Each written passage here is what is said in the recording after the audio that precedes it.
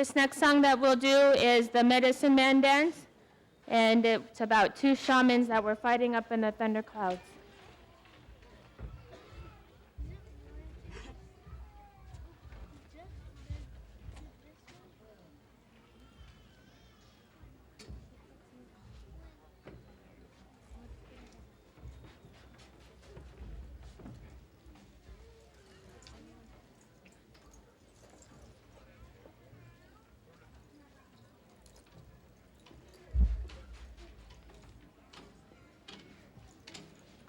Quyana